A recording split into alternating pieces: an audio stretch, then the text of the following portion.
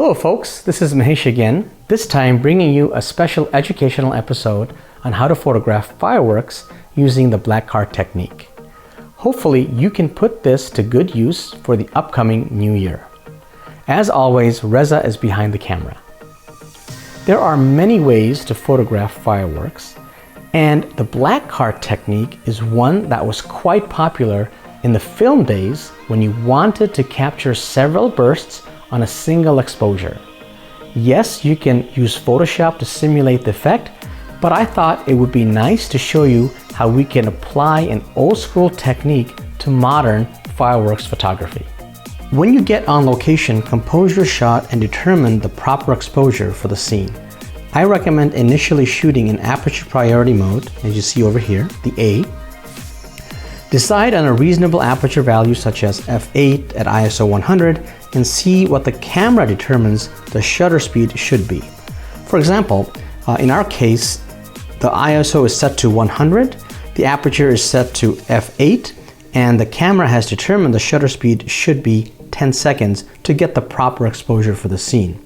Take a few test shots with your camera and make sure you're happy with the overall exposure. Now keep these parameters in mind before going to the next step. Now switch over to full manual setting on your camera, and you do this by going over to the manual setting.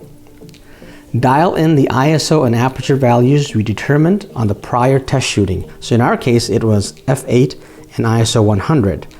We are already at the bulb setting. This is where you should be. If you're not at the bulb setting, you may have to play around with your shutter speed values that you see over here until it gets to a value that says not 30 seconds, but bulb, okay?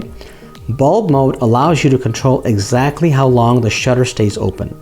Pressing the shutter button opens the shutter once, and it will stay open until you press the shutter button again. That's what the bulb mode allows you to do.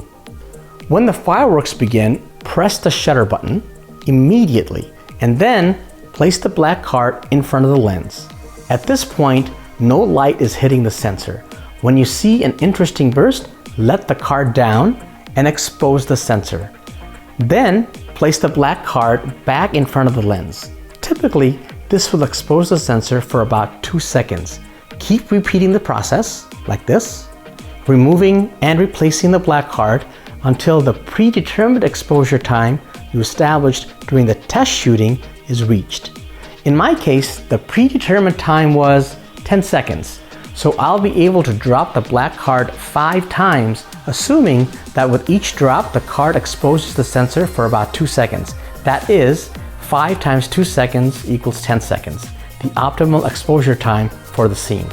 This will allow you to get the well-lit scene while capturing multiple bursts of fireworks. Thanks again for watching.